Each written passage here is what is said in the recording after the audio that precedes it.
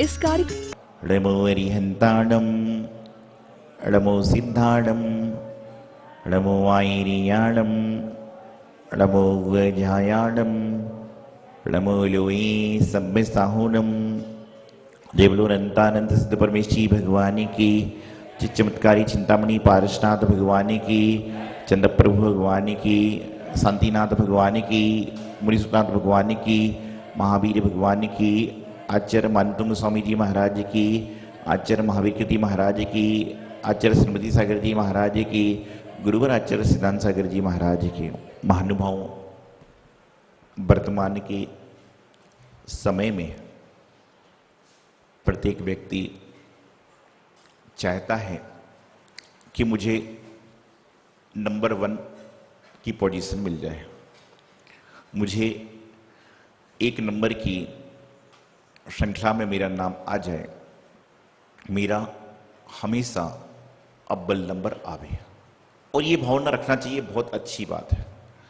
लेकिन हमें यह सोचना जरूरी है कि एक नंबर तक बना कैसे जाता है, एक नंबर तक इंसान पहुंचता कैसे है, एक नंबर तक जाने के लिए कितनी मेहनत करना पड़ती है, और बिना मेहनत करे कोई भी कामयाबी आपको मिल नहीं सकती। कामयाबी पाना है तो मेहनत को करना पड़ेगा, मेहनत करोगे तो कामयाबी आपके पीछे अपने आप आ जाएगी। बिना करे कोई कार्य आसान नहीं होता, बिना करे कोई कार्य आसान नहीं होता, और बिना दुख सहे इंसान महान नहीं होता। कोई भी काम है आप उसको करोगे तो ही आपका वह काम आसान होगा, और दुख जब तक सहन नहीं करोगे जब तक आप महान नहीं बन सकते। आज वर्तमान में हम सभी लोग, सभी जीव की परिणति है कि वह सुख तो चाहते हैं लेकिन दुख से घबराते हैं। मैं आपको बताता हूं कि जो व्यक्ति अपने जीवन में दुखों को स्वीकार कर लेते हैं उनके जीवन में कभी दुख की दिक्कत होगी नहीं, सुख अपने आप आ जाएगा। क्योंकि कहते हैं ना, 2 चीजें होती हैं, या तो एडजस्ट करो या एक्सपेक्ट करो। या तो आप उसको एडजस्ट कर लीजिए और नहीं तो जो है उसको स्वीकार कर लीजिए। आप अपने जीवन में या तो एडजस्ट करना सीख जाओ, परिस्थितियों के साथ में समझौता करना सीख जाओ, और नहीं तो उनको स्वीकार करना सीख जाओ। आपके जीवन का कल्याण अपने आप हो जाएगा। लेकिन वर्तमान में हम दोनों ही नहीं कर पा रहे। हम ना तो किसी के साथ में एडजस्टमेंट कर सकते हैं और ना उसकी बात को एक्सपेक्ट कर सकते हैं, इसलिए तकलीफ हो रही है। कहीं ना कहीं तो आपको एक लक्ष्य पर आना ही पड़ेगा। आपको, हर व्यक्ति को यही भावना रखना चाहिए कि मुझे तो सबसे नंबर 1 का ही काम करना है। लेकिन यह भी तो ध्यान रखना चाहिए कि जो व्यक्ति नंबर 1 बना है उसने पहले कितनी सीढ़ियां पार करी हैं।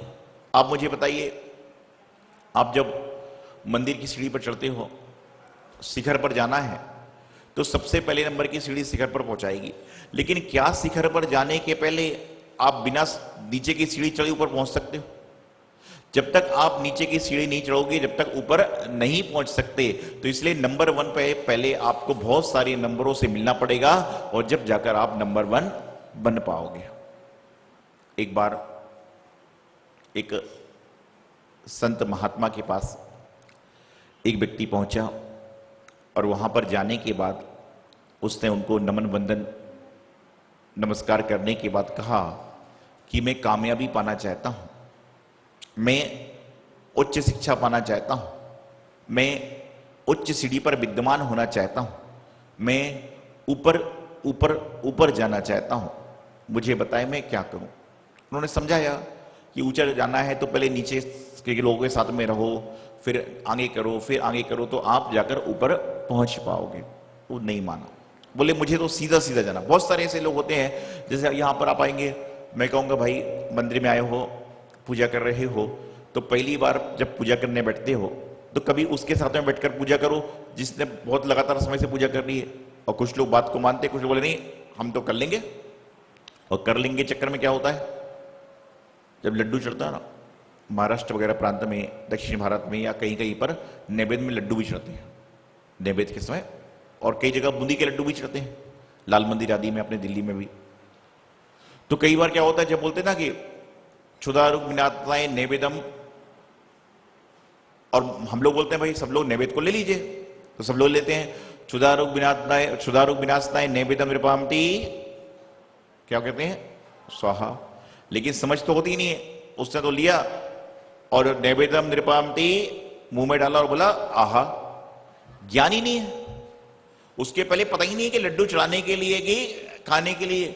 बचपन में देखा होगा आपने, हमने खुद ने सबने किया हो, कई बार बच्चों ने किया भी होगा कि जब घर से डिब्बे देते थे चावल के, उसमें काजू बादाम लौंग होती, क्या करता था आदमी? बहुतों ने ऐसा किया है, हो सकता है हम लोगों ने साथ में जीवन में हुआ। क्या हुआ, वो आदमी मंदिर वाला वैसा। और कई बार तो आजकल मैं देखता हूं माता पिता अपने बच्चों के डिब्बा अलग से ले आते हैं कि भाई उसको खाने का ना लगे। उसका ज्ञान, बच्चा अबोध है, उसको ज्ञान नहीं है, लेकिन कोई व्यक्ति यदि जान जान के कर रहा है तो वह काम गलत कर रहा है। तो मैं आपको बता रहा था कि आपको उनको समझाया संत ने कि भाई तुम ऐसा करो वैसा, बोले नहीं नहीं।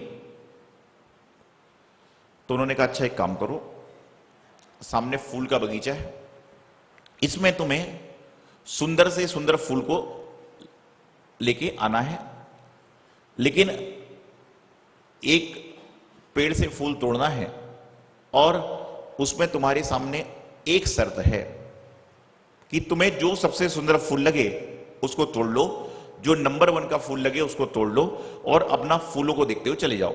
लेकिन इसमें शर्त एक है कि तुम वापस नहीं लौट सकते हो। क्या कहा कि जैसे आप आगे निकल गए तो वापस नहीं लौट सकते हो, और जब आपने एंट्री मारी, जैसे आप सोचिए कभी आप कहीं शादी पार्टी में गए, कभी जाते हो ना शादी पार्टी में, तो कई कई जगह पे खाना खड़े होकर खाते हैं आदमी, कई जगह, आजकल तो कई जगह क्या सब जगह ही हो गया। तो एक होता है ना, सारे मीनू रखा है, एक डोंगा एक मतलब से रखे हो सारे, तो क्या करता आदमी, खाली प्लेट को लेता है और जो पसंद की चीज होती है उसको ले लेता है, और नहीं पसंद किया है तो वापिस जो पसंदीदा चीज थी उसको ले लेता है। तो उन्होंने कहा कि शर्त ये रहेगी कि आगे निकलने के बाद पीछे लौटने का अवसर नहीं है। तो उसने बोला कोई बात नहीं, कोई बहुत बड़ी बात थोड़ी ना है। तो उसने देखा एक से बढ़कर एक फूल, एक से बढ़कर एक फूल, एक से बढ़कर एक फूल, और वह फूलों को देखता देखता आगे चलता गया, आगे चलता गया, आगे चलता गया, और अंत में जब पहुंचा तो वहां पर जाकर देखता है कि एक जो है सिर्फ फूल के जो पेड़ था उसे फूल नहीं है, सिर्फ कांटे ही कांटे हैं। अब क्या करें? आखिरी का जो पेड़ था वह एक नंबर बनने के चक्कर में क्या जाता रहा, जाता रहा, जाता रहा, छोड़ता रहा, छोड़ता रहा, छोड़ता रहा। तो यही बात मैं आपको समझाना चाह रहा हूं कि जो जीवन में मिला है पहले उसको अंगीकार तो करो, और इसको लेने के बाद में आगे की सोचोगे तो नंबर 1 जरूर बन जाओगे। लेकिन नंबर 1 चक्कर में जो मिल रहा है उसको भी छोड़ रहे हैं। अरे हमारी योग्यता भी तो होना चाहिए, हमारी काबिलियत भी तो होना चाहिए। हमारे अंदर यदि काबिलियत नहीं है तो आपको कुछ भी नहीं मिलेगा, और यदि अंदर काबिलियत होगी तो यहां बैठे बैठे ही सब कुछ मिल जाएगा। गुरुदेव आचार्य सिद्धांत सागर जी महाराज जब शिष्यों को दीक्षा देते हैं, हम लोग को दीक्षा दी उन्होंने एक ही बात कही कि बोले आपके पास जो है उसको कोई छुड़ा नहीं सकता, आपके पास जो है उसको कोई छीन नहीं सकता, और आपकी किस्मत में यदि नहीं है तो कोई जबरदस्ती भी ला कर दे वो आपको पचेगा नहीं। विचार करें, मिठाई खाने का मन बहुत दिनों से हो रहा है, लड्डू खाने का मन बहुत दिनों से हो रहा था, और किसी ने आपके यहां पर लड्डू भेज दिए और पता चला जिसने लड्डू भेजे उसी दिन पेट गड़बड़ हो रहा है, तो क्या होगा? आशाओं का क्या हुआ? आशाओं का हुआ खात्मा, दिली तमन्ना धरी रही, और जब परदेसी हुआ रवाना सबकी आंखें बेक पड़ी। क्या है कि आशाएं का खत्म हो जाएगी, दिली तमन्ना धरी रह जाएगी, कुछ नहीं होगा। इसलिए जब जब कर सकते हो तब कर लो, पता नहीं जो आज है वह कल ना हो, और जो कल होगा वो परसों ना हो, और जो परसों होने वाला है वह बरसों के बाद में हो ही ना। अरे अमूल्य अवसर है, क्या पता कौन सी बात आखिरी हो और कौन सी रात आखिरी हो।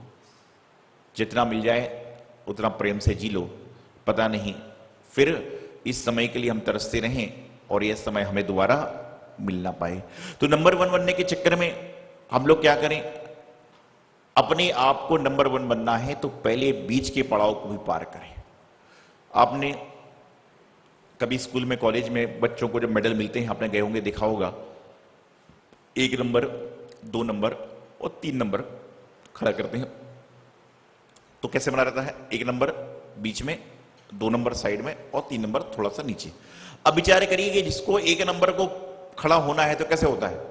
पहले उसको साइड से चढ़कर ही 1 नंबर पर जाना पड़ता है। ऐसा नहीं होता कि सीधा चढ़ के कूद के पहुंच जाए। तो उसी तरह से क्या होता है कि सीढ़ी दर सीढ़ी आप चलते हो, श्रृंखला दर श्रृंखला आप चलते हो तो जीवन का कल्याण हो जाया करता है, और आप श्रृंखला से भटक जाते हो तो जीवन का कल्याण नहीं होता। नंबर 1 बनना चाहिए। प्रत्येक व्यक्ति के अंदर मन में भावना होना चाहिए हमें तो नंबर 1 काम करना है। लेकिन नंबर 1 काम जिन्होंने किया है उनके बारे में थोड़ा समझें तो भगवान पारसनाथ ऐसे ही जन जन के पूज्य नहीं हो गए। मुनि महाराज लोग ऐसे ही जन जन के पूज्य नहीं हो गए। आज कितना तप करते हैं, कितनी तपस्या करते हैं, जब जाकर क्या होता है कि लोग, अरे आपको बताऊं साधु महाराज की बात, यहां पर तो महाराज जी जब बिहार करके आते हैं उसके बाद क्या होता है? जब महाराज जी सुबह बिहार करके आते हैं उसके बाद क्या होता है? पहले उपदेश होता है और उसके बाद में फिर नंबर आता है आर का। क्या होता है? पहले तो बिहार कराएंगे, फिर बोले प्रवचन दो, और प्रवचन दोगे जब ही तो, ये तो एक हास्य की बात है। लेकिन मैं आपको बताना चाह रहा हूं कि ऐसा ही नहीं है। उन्होंने तो देखा, अरे वाह, एक व्यक्ति आया बोले महाराज जी बन जाऊं। मैंने कहा बन जाओ। अगले दिन उसकी पत्नी आई, मैंने कहा खाना मत बनाना घर में। बोले क्यों? तो उसका पति बोला तो मैं महाराज बन रहा हूं। तो बोलिए महाराज जी मुझे तो खाना पड़ेगा, ये बन भी जाएगा। अरे मैंने कहा ये मुनि महाराज बनने नहीं बन रहा है, ये तो खाने वाला महाराज बनना चाह रहा है, घर में खाना बनाएगा। ऐसे महाराज बनना यदि आसान होता, ऐसे साधु साध्वी बनना आसान होता, और ऐसे तीर्थंकर जैसा पुण्य पाना आसान होता तो हर घर में, हर 100 घर में एक साधु बनते, एक तपस्वी बनता। और मैं तो आपको कहता हूं कि धन्य है वह माताएं जिन्होंने तीर्थंकर को जन्म दिया, और धन्य है वह माता पिता जिन्होंने वर्तमान काल में साधु संतों को जन्म दिया। यदि इतनी माताएं होती हैं, जन्म सबको ही देता है। कोई बच्चे को सीए बना सकता है, कोई बच्चे को व्यापारी बना सकता है, कोई बच्चे को क्रिकेटर बना सकता है, लेकिन बहुत कम ऐसी माताएं होंगी जो अपने बच्चे को संत बनता हुआ देख सकते हैं। क्योंकि आप देखिए सबसे बड़ा कौन कहलाएगा? जिसके सामने आकर सारी दुनिया झुकती है। यदि पैसे वाला बड़ा होता तो सारे के सारे लोग उसके सामने झुकते हैं ना, क्यों नहीं झुकते? जब आप विचार करिए कि आप सब में बैठे लोगों में कोई शांति धारा की बोली लेता है, और जब शांति धारा की बोली लेता है तो ऊपर खड़ा होता है। क्यों? क्योंकि उस व्यक्ति ने अपने पुण्य का सदुपयोग किया, ऊपर जाने लायक काम किया, जब जाकर लोग उसके नाम के ताली वैसे कुछ नहीं बोलता कोई आदमी उसको। पैसा होना कोई बड़ी बात नहीं है, प्रतिष्ठा होना कोई बड़ी बात नहीं है, लेकिन संत बनना और संत के सामने सारे लोग झुककर खड़े होते हैं, यह बहुत बड़ी बात होती है। तो नंबर 1 व्यक्ति वही कहलाता है जिसके सामने सारी दुनिया खड़ी है और वह ऐसे हाथ उठा रहा है। नंबर 1 वह व्यक्ति नहीं कहलाता है जो हाथ को खड़े करा हुआ है, हाथ को खड़े करा हुआ है और इंतजार कर रहा है कि लोग मुझे बुलाएं। बुलाते लोग साधुओं को भी हैं और बुलाते गृहस्थों को भी हैं, लेकिन अंतर इतना है कि आपको कहीं 11 बजे का आपने टाइम दिया भोजन का, और आप मान लो वहां नहीं पहुंच पाए तो क्या होगा? फिर 11:30 पौने 12 जो उसका फोन आता, भाई साहब अब मैं कहीं जा रहा हूं, कल ले लेंगे। और मुनि महाराज के लिए आपने जल दे दिया, अब शुद्धि का, और 10 बजे की 10:30 बज गई। देखने जरूर आते हो क्या कर रहा है, क्या कर रहे हैं, लेकिन बोल नहीं पाते हो। क्यों? आहार देना है।